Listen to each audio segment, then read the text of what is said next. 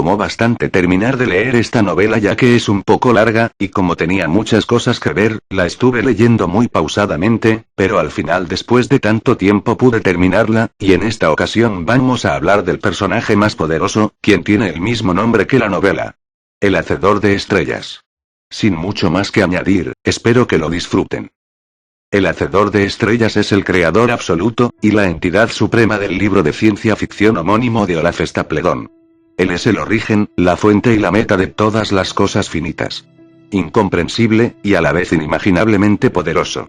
La mente cósmica, la unión telepática de todas las galaxias de nuestro universo, es decir, el espíritu primario, totalmente despierto del cosmos, perfecto, destinado a ser eternamente contemplado y gozado por el Hacedor de Estrellas, es un simple aspecto enraizado a su descomunal existencia, aunque infinitamente más pequeño. Cada cosmos creado, no es más que una mera burbuja que flota a la deriva en el ilimitado e insondable océano del ser, el mismo Hacedor. El Hacedor de Estrellas se divide en dos aspectos, como el particular modo creativo del espíritu del que había nacido el cosmos, y también, lo que era más terrible, como algo incomparablemente superior a la creatividad, la perfección eternamente realizada del espíritu absoluto. Estériles y triviales son los mundos del cosmos, enfrentados a esta infinitud, más honda que las más hondas raíces, y más alta que la más alta de las cimas de la mente cósmica, la flor de todas las estrellas y mundos. Al encontrarse con él, la mente cósmica incluso se sintió sobrecogida, como se siente sobrecogido un salvaje con el rayo y el trueno. Su poder era vasto, infinito y eterno desde un inicio, sin embargo, se había limitado a sí mismo dándose un ser, finito y temporal, y meditaba pensando en cómo sería su próxima creación. El espíritu absoluto, que se había limitado a sí mismo con la creatividad, separaba y objetivaba un átomo de su potencialidad infinita. Y de ese átomo, nacían microcosmos que estaban fecundados con el germen de un tiempo y espacio propios, y toda clase de seres cósmicos. Entre ellos nuestro cosmos que antaño era puntual. La materia de 10 millones de galaxias dormía en un punto hasta que estalló y con él, el espacio y el tiempo comenzó a expandirse sin límites algunos. Sus avatares más básicos incluso para seres tridimensionales eran invisibles, y solo superando la visión tridimensional de las criaturas inferiores se era capaz de percibirlo, y contemplarlo, aunque en ninguna parte del espacio cósmico. Es la ardiente fuente de la luz hipercósmica, como si fuese un punto abrumadoramente brillante, una estrella, un sol más poderoso que todos los soles juntos, el centro de una esfera cuatridimensional cuya superficie curva es el cosmos tridimensional. Esta estrella de estrellas, esta estrella que es en verdad el Hacedor de Estrellas, la fuente misma de la luz, la vida y la mente cósmica, y de muchas otras cosas de las que se tiene ni no conocimiento, el centro inmanente de toda existencia, observa todas sus creaciones desde la cima misma de su infinitud. Desde el fin, eterno y estático, donde deja de extenderse el espacio y el tiempo puede contemplar cada variante, unos raros y hirientes panoramas, las profundidades del pasado hipercósmico y también del futuro hipercósmico, coexistiendo con la eternidad, extendiéndose a través de infinitos cosmos sucesivos. Infinitos universos que abarca y contempla como el Creador Supremo. Dentro de la eternidad hay múltiples secuencias temporales, distintas unas de otras, y aunque en la eternidad todo el tiempo está presente, el Hacedor tiene una visión plena de todas las posibles creaciones. Esto solo es posible cuando en su modo temporal, creador y finito, el espíritu infinito y absoluto concibe y lleva a cabo la totalidad de las vastas series de creaciones.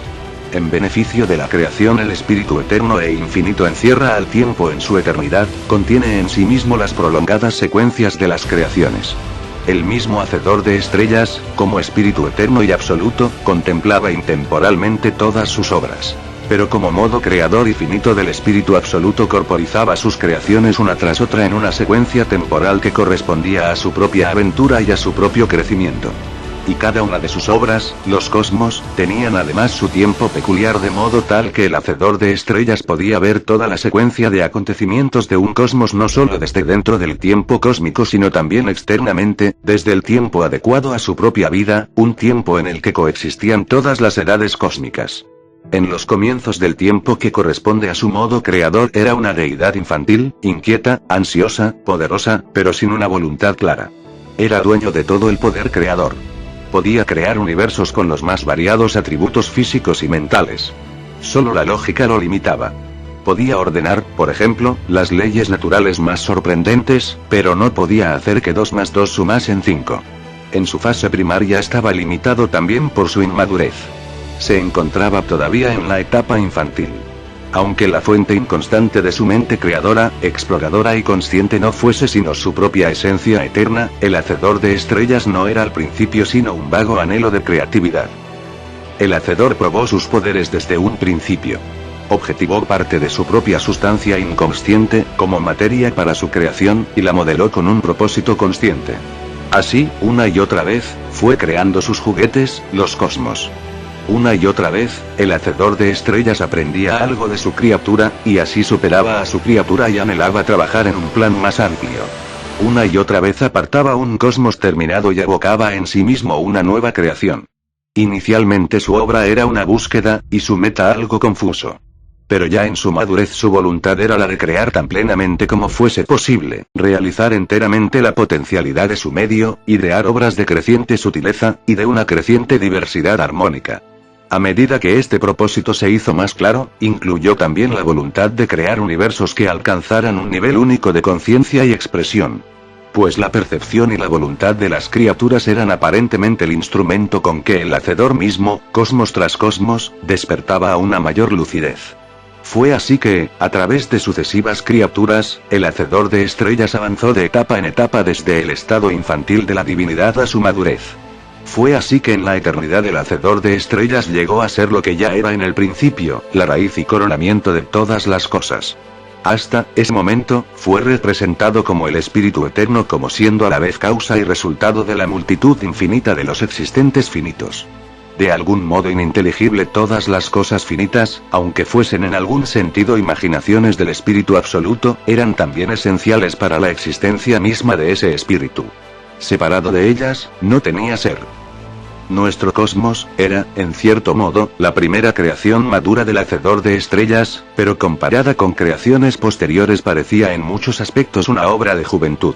Aunque las primeras creaciones expresaban la naturaleza del hacedor de estrellas en su fase inmadura, en su mayor parte se apartaban totalmente de la dirección del pensamiento humano. El primer cosmos que creó era algo sorprendentemente simple.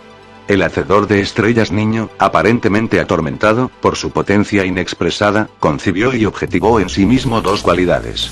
Con ellas creó el primer cosmos, un ritmo temporal, compuesto de sonido y silencio. De este primer ritmo sonoro, premonitorio de 1000 creaciones, desarrolló con un celo infantil pero divino, una música vacilante, de cambiante complejidad.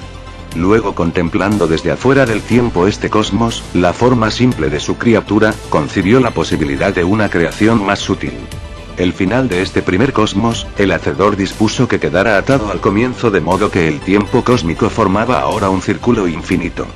Por tanto, el hacedor de estrellas niño consideró que el primer cosmos era obra terminada.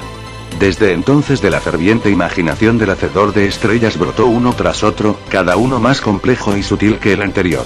Muchos de estos primeros universos no nacieron en el espacio, incluso se hallaban fuera del mismo, aunque no por eso, fueron menos físicos. Y de estos, no pocos pertenecieron al tipo musical.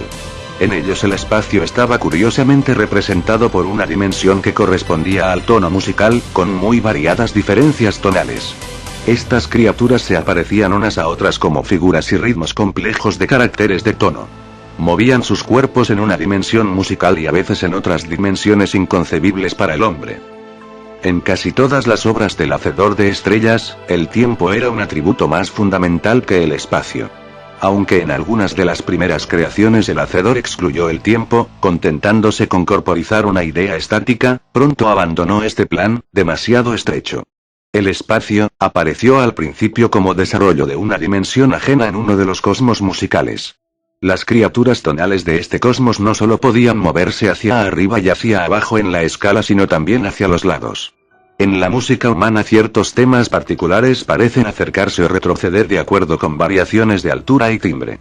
De un modo bastante similar las criaturas de este cosmos musical se acercaban unas a otras, o se alejaban unas de otras, hasta que al fin eran inaudibles. Cuando se movían a los lados atravesaban ambientes tonales que cambiaban incesantemente. En un cosmos ulterior este movimiento de las criaturas se transformó en una verdadera experiencia del espacio. El espacio alcanzó en creaciones subsiguientes caracteres de varias dimensiones, euclidianas y no euclidianas, muestras de una gran diversidad de principios geométricos y físicos. A veces el tiempo, o el espacio-tiempo, fue la realidad fundamental del cosmos, y las entidades no se manifestaban sino como manifestaciones fugaces del mismo, pero más a menudo los acontecimientos fundamentales eran cualitativos, y se relacionaban en un orden espacio-temporal. En algunos casos el sistema de relaciones de espacio era infinito. En otros finito aunque limitado. La extensión finita del espacio era también a veces una magnitud constante en relación con los constituyentes atómicos materiales del cosmos. En otras ocasiones, como en nuestro propio cosmos, el espacio se manifestaba en expansión, o se contraía, de modo que este cosmos, donde abundaban a veces las comunidades inteligentes, terminaba en una colisión y congestión de todas sus partes, que coincidían al fin y se desvanecían en un punto sin dimensión. En algunas creaciones las leyes físicas que conocemos se encontraban invertidas, o funcionaban de manera muy distintas a la nuestra. Muchos universos eran físicamente un fluido continuo donde nadaban las criaturas sólidas. Otros estaban construidos como series de esferas concéntricas, pobladas por diversos órdenes de criaturas, y algunos de estos universos primarios eran casi astronómicos, un vacío rociado con diminutos centros de energía. A veces el hacedor de estrellas creaba un cosmos que carecía de naturaleza física simple y objetiva. Las criaturas de este cosmos no influían unas en otras, pero estimuladas directamente por el hacedor de estrellas concebían separadamente un mundo físico ilusorio pero útil, poblado de elementos imaginarios. El genio matemático del hacedor relacionaba entre sí estos mundos subjetivos de un modo perfectamente sistemático. Algunas creaciones del hacedor de estrellas eran grupos de muchos universos unidos entre sí, sistemas completamente distintos de muy diferentes tipos, y que vivían sucesivamente en un universo tras otro. Hubo una vez, en el desarrollo del hacedor de estrellas, en que llegó a disociarse en dos espíritus independientes, el ser esencial, el espíritu que perseguía la creación positiva de formas espirituales y vitales y una conciencia más y más lúcida, y por otra parte un espíritu destructivo, rebelde y cínico, que no podía haber existido sino como parásito de las obras del otro. Esta dualidad mental dio a luz con el tiempo un nuevo modo de crear. Una y otra vez el hacedor disoció estos dos modos de sí mismo, objetivándolos, como espíritus independientes, y permitiéndoles que luchasen entre ellos por el dominio de un cosmos. Uno de estos cosmos, un eslabón de tres universos, recordaba de algún modo a la ortodoxia cristiana. El primer universo estaba habitado por individuos dotados con diversos grados de sensibilidad, inteligencia e integridad moral. Aquí los dos espíritus se disputaban las almas de las criaturas. El espíritu bueno exhortaba, socorría, recompensaba, castigaba, el espíritu malo engañaba, tentaba, y destruía moralmente. En la hora de la muerte las criaturas pasaban a uno o a otro de los dos universos secundarios, un cielo y un infierno ambos intemporales. Allí experimentaban un instante eterno de extática comprensión y adoración o un tormento extremo de remordimiento. El hacedor de estrellas concibió en su madurez muchas formas raras de tiempo. Algunas de las últimas creaciones, por ejemplo, fueron diseñadas con dos o más dimensiones temporales, y las vidas de las criaturas eran secuencias de tiempo en una u otra dimensión del área o volumen temporal. Estos seres experimentaban su cosmos de un modo muy curioso. Mientras vivían durante un breve período en una dimensión, percibían continua y simultáneamente una imagen, aunque fragmentaria y oscura, de toda una evolución cósmica, transversal en otra dimensión. En algunos casos la criatura tenía una vida activa en todas las dimensiones temporales del cosmos. El artificio divino que ordenaba la totalidad del volumen temporal, de tal modo que los infinitos actos espontáneos de las distintas criaturas se unían para producir un sistema coherente de evoluciones transversales, sobrepasaba notablemente el ingenio que había establecido en las primeras experiencias una armonía preestablecida. En otras creaciones la criatura tenía solo una vida, pero era esta una línea zigzagueante, que pasaba de una dimensión temporal a otra de acuerdo con la cualidad de las elecciones de la misma criatura. Las elecciones morales o fuertes llevaban a una dirección temporal, las elecciones inmorales o débiles a otra. En un cosmos inconcebiblemente complejo, cada vez que una criatura se encontraba ante varios posibles cursos de acción, los tomaba todos, creando así muchas dimensiones temporales distintas y muchas historias del cosmos. Como en cada una de las secuencias evolutivas del cosmos había numerosas criaturas, y cada una de ellas se enfrentaba constantemente con muchos cursos posibles, y las combinaciones de estos cursos eran innumerables, de todos los momentos de todas las secuencias temporales de este cosmos nacía una infinitud de universos distintos. Había otras creaciones donde los individuos tenían una percepción sensoria de todo el cosmos físico desde muchos puntos de vista en el espacio, o aún desde todos los posibles puntos de vista. En este caso, por supuesto, la percepción de cada una de las mentes era idéntica en cuanto al alcance en el espacio, pero variaba de mente en cuanto a penetración o comprensión. A veces estos seres no solo tenían una percepción omnipresente sino también una volición omnipresente. Podían actuar así en todas las regiones del espacio, aunque con precisión y vigor distintos de acuerdo con el nivel mental. Otras creaciones tenían un aspecto físico pero sin relación con el universo físico sistemático y familiar. En otras creaciones los procesos de percepción, memoria, inteligencia y aun deseo y sensibilidad eran tan distintos de los nuestros que podían entenderse realmente como una mentalidad de otro orden. Al fin el hacedor de estrellas creó el último y más sutil cosmos. De esta criatura final solo se puede decir que comprendió en su propia textura orgánica las esencias de todos sus predecesores, que no eran más que primeras pruebas. Este cosmos es incomprensible, y trasciende completamente a los anteriores, es una creación suprema. Él creó infinitos universos, muchos intemporales, sin espacio, fuera y más allá de nuestra lógica, incluso universos que desprenden de él infinitas ramificaciones de sí mismo, con infinitas posibilidades e imposibilidades que innumerables e infinitos seres pueden tomar y personificar, y no solo universos, también estructuras espaciales superiores ensimismadas en un solo universo, y todo ello, simplemente jugando, pudiendo contemplar cada una de estas desde fuera de todas las creaciones, además de abarcarlas. En su modo creativo el hacedor debería alcanzar un rango universal. Al fusionarse con el espíritu del cosmos final, y en la mutua alegría de ambos fue concebido, el espíritu absoluto, el que comprende todos los seres y en el que están presentes todos los tiempos. Pues el espíritu que fue consecuencia de esta unión se presentó como siendo a la vez el campo y la salida de todas las cosas temporales y finitas.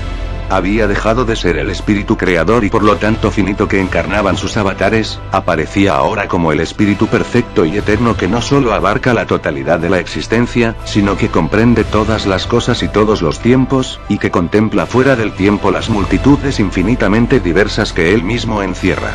Como el espíritu eterno, además de ser ampliamente superior a su modo creativo, ahora era completamente absoluto, eterno y verdaderamente infinito. En verdad, el espíritu eterno era inefable, nada realmente se podía decir de él, pues su existencia era algo completamente incomprensible.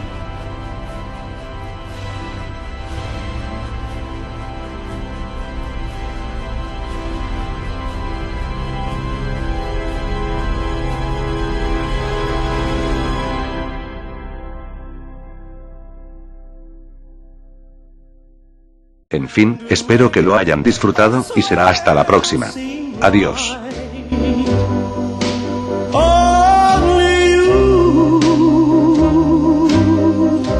can make the darkness bright. Only you and you.